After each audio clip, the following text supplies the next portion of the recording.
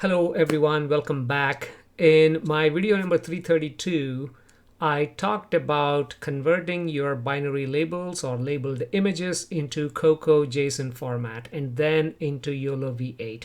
Apparently that video is relatable to many of you, and some of you actually got back and asked about, okay, how about the reverse? You have COCO JSON based annotations that you downloaded from Kaggle or wherever you get your data set from, right?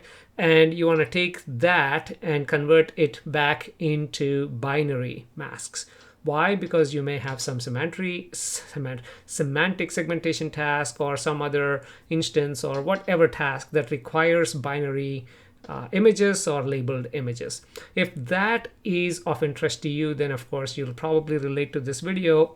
If that's not of interest to you, there are other elements that are in this video that you may find beneficial, because we are going to talk about how to download your data. Well, in some cases it's not just downloading a link, but some can be convoluted, especially if you have Amazon Web Service, AWS, cloud, if the data is stored there. So we're going to download a data set from there, a scientific data set, and we are going to open a large JSON file. You may say, what's the big deal? You have opened JSON files in the past, but what if they are a few tens or hundreds of megabytes because you have such a tremendous amount of data? Let's say you have 10,000 images and each image having about 100 objects. The JSON file can get quite large, right? So first thing first, we need to understand exactly how the data is structured. So reading this JSON file in Python and understanding the structure can be of some use to you. And of course, even before you do anything, it's a good thing to just randomly load some annotations from JSON file and display them onto your images to make sure this is the right type of data set that you're looking for. And of course, if the annotations are also correctly done.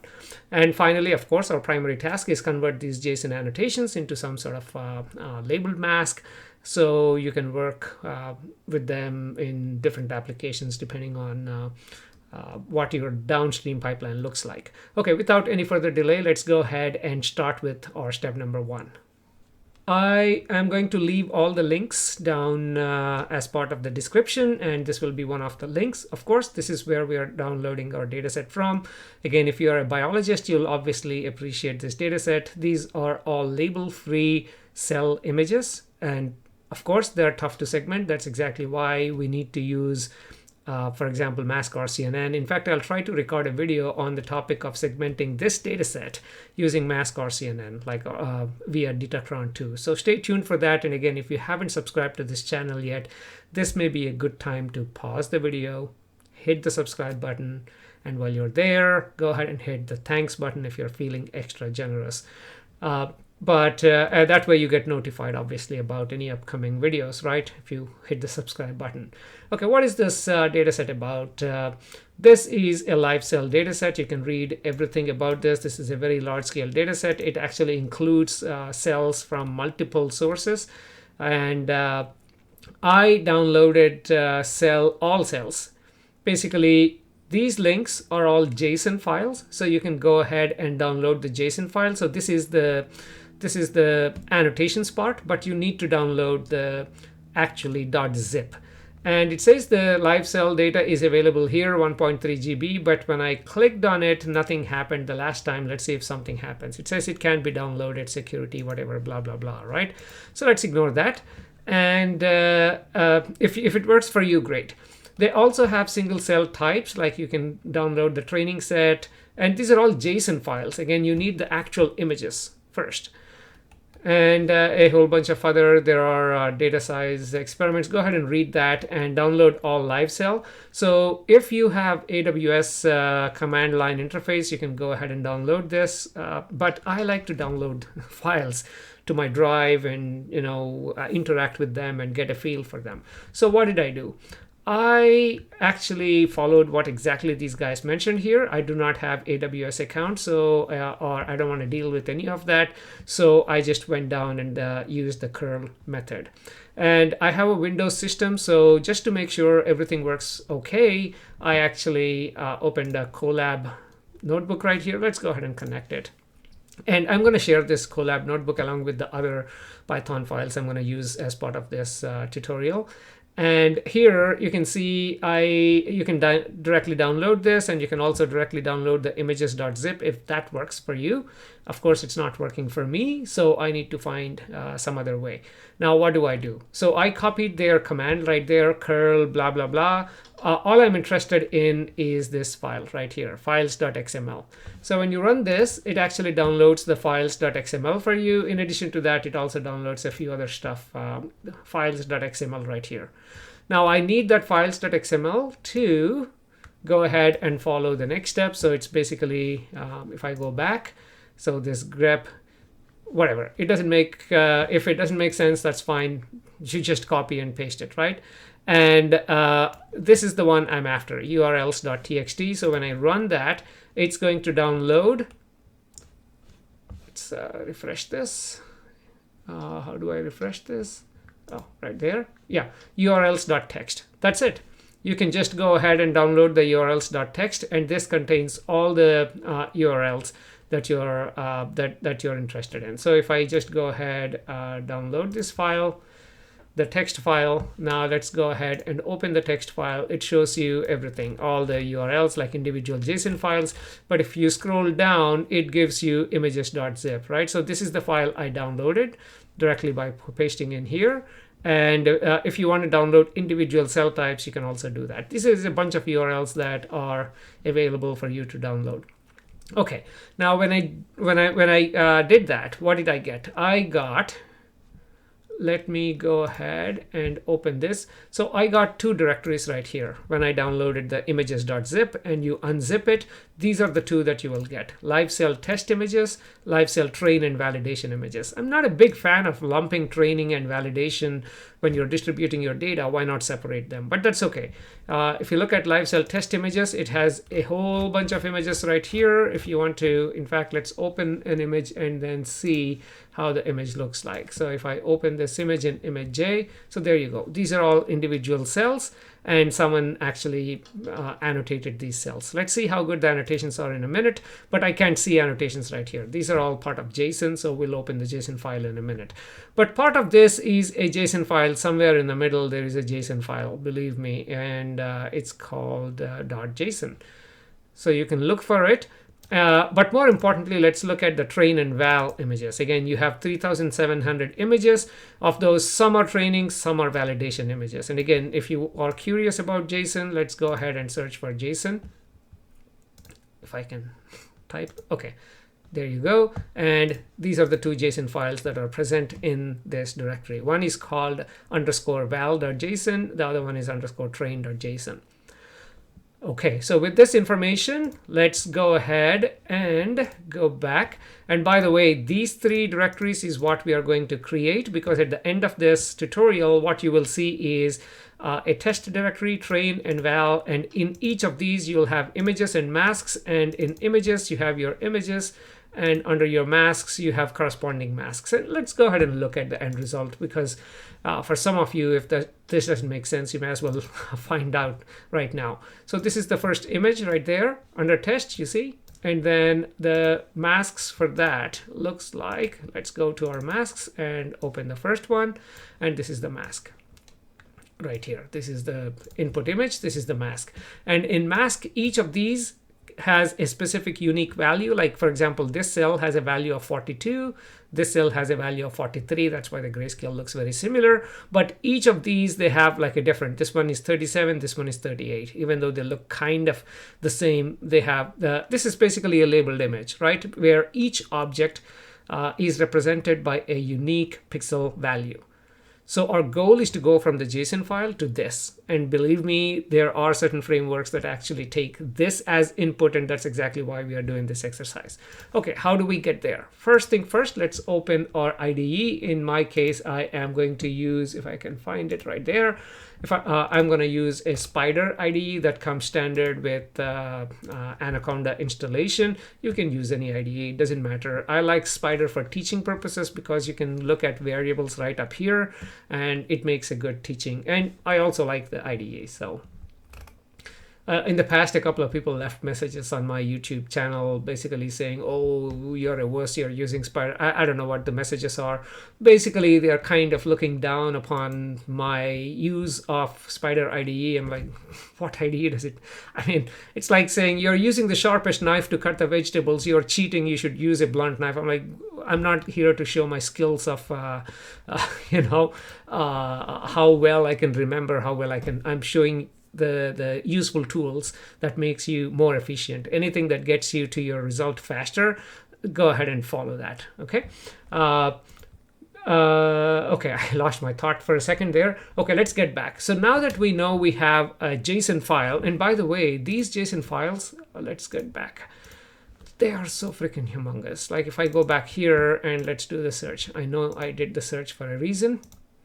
Oh God, let me type star.json. Okay, there you go, .json. So if you look at the train JSON file, it's 525 megabytes. That's large. You cannot just double click, open and browse through it. It's half a gig right there. And validation is 92 megabytes. Even that is pretty large. If you want to open it in a notepad or anywhere, it doesn't matter. So we need to find a way of using Python to getting this thing done, because we are all experts in Python, right? So, God, what am I doing here?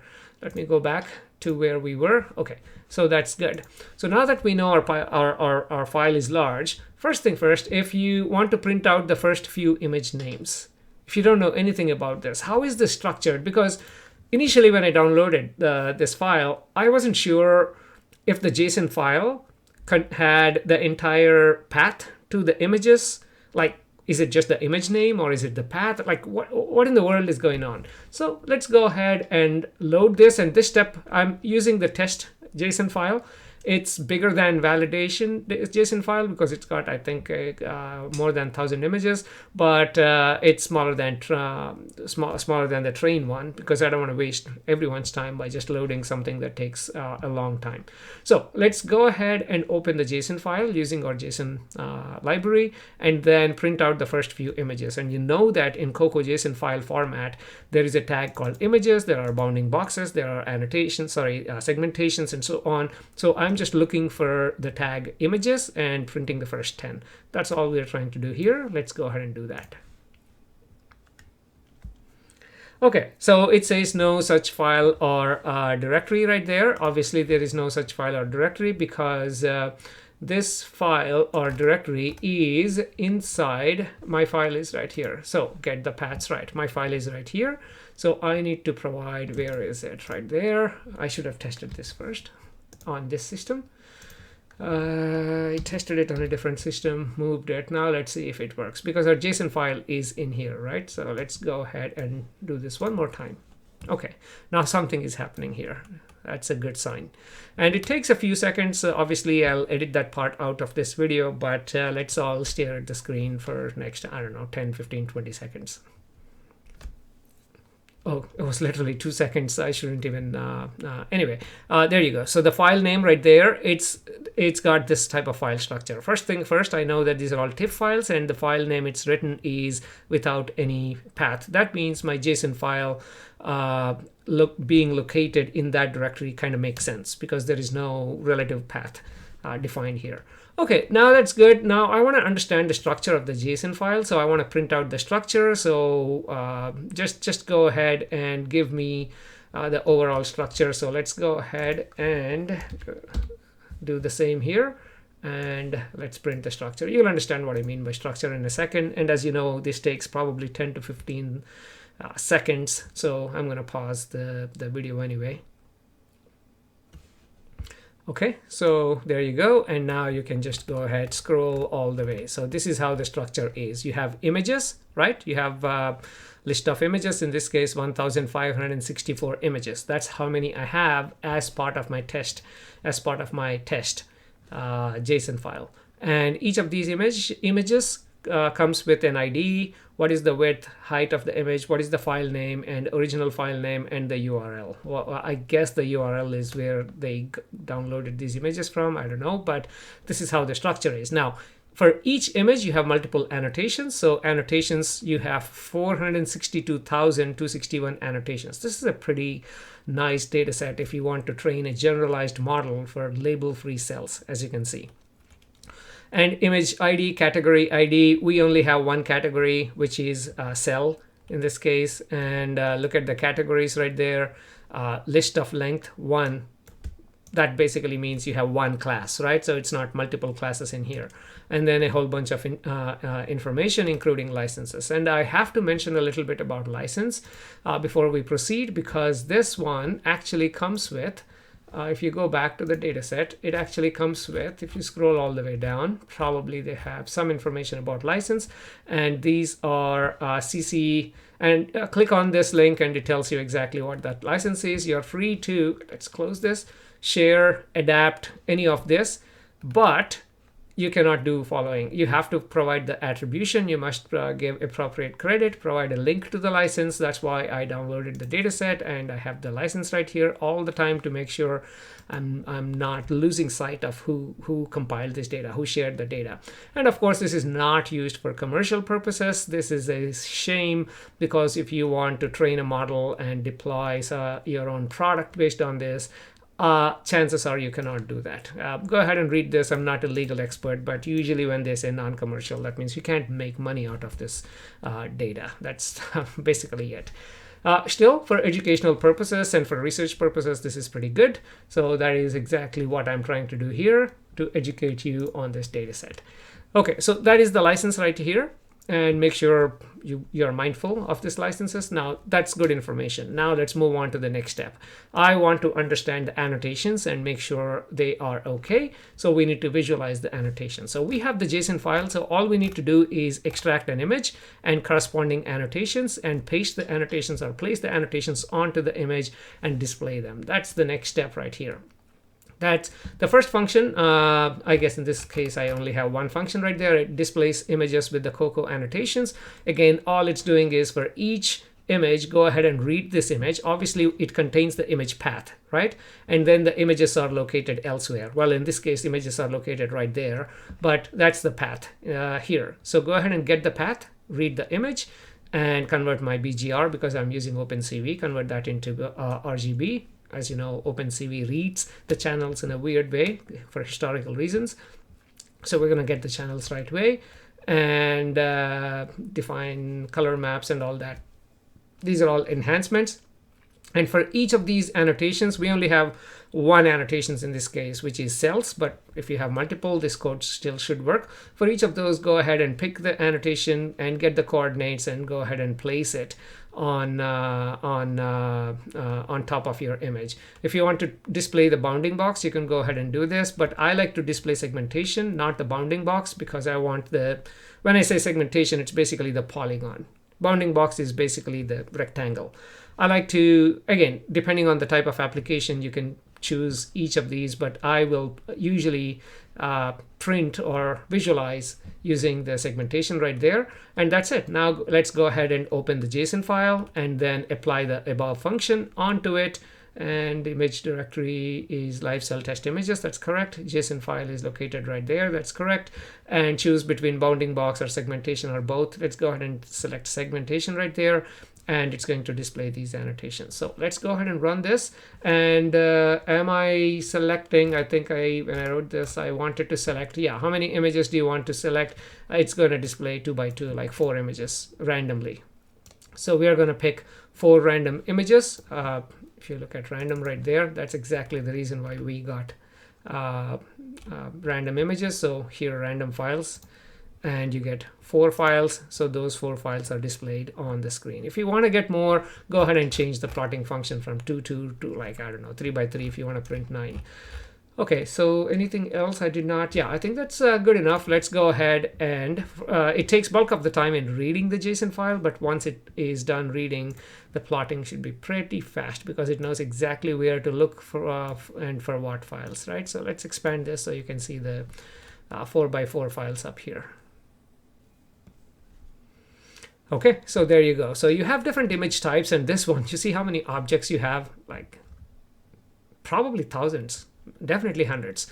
And here you have different number of cells, and we can go ahead and run this one more time to randomly fetch 4 more images. So this should be relatively fast right there. So you got different images. I think that's different. They look similar. Let's go ahead and do this one more time so you can see. Again, it's not that easy to see stuff here. Let's see. Oh, it's the same image. That's because I did not run that line. So let's go ahead and run these one more time, and then move on to converting them to labeled masks. So if I expand this, now you can see, again, unless you put original image next to it, it can be a bit of a challenge to figure out that these are correct, but I think these are okay. I assume these are okay. You can go ahead and print only one at a time. You can save this, you can open, you can make sure they're all correct. But let's say they're all correct. I've validated them. Now we want to convert them into a labeled mask. Once it's converted to labeled mask, now we can really compare, right? So now we know exactly how it looks like. In black and white, not in some color overlaid onto these images. I'm going to share all of this code. Again, I have written all the notes that I showed you until now, so no problem over there. So what are we going to do here? So we are going to take these annotations, and for example, these annotations right there, like this little box or this large box, and then annotation is nothing but a bunch of polygon coordinates, right? So around an object. So you have coordinates around an object. So we're going to take that and convert that into a mask and assign a value to that. Like the first object, let's give it a number 1. The second object, number 2, 3, 4, and so on. In some images, we have thousands of these. Just because we have thousands of these, you cannot save your masks as 8-bit image. If you save that as an 8-bit image, you're maxed out at 255. You don't want multiple objects with the same number. So I am saving them as unsigned integer 16. So we have 2 to the power of 16, which I believe is 65,536, that many values. So unless you have more than that, that many objects, then you're okay right here. Any more notes? Okay, so this function is going to create the mask, and the main function, of course, is going to execute the whole thing. But let's understand create mask right here. First thing first, I am going to create an empty numpy array of the same size as my image with specific height and width, right? I mean, we get this image height and width from our JSON file directly, so we can go ahead and create this mask. And then I'm going to start a counter for my object number that's going to count up as the number of objects go up. And for each of the annotations in my annotations right there, go ahead and get this ID info. And for segmentation, annotation, segmentation. So again, the segmentation contains your polygon coordinates, and get those coordinates and then convert that into a binary mask with a pixel value of whatever the object number is, equals to 1 for the first one. And if you go to the second object, it's going to be increased by another, the 1, and so on. I think this is the meat of it. Draw a polygon, and you're drawing a polygon around these coordinates, and you are filling the polygon with a specific value, like pixel value, and that pixel value is basically something that we are updating. And after that's done, go ahead and save that as a TIFF file. You can save it as a PNG if you want.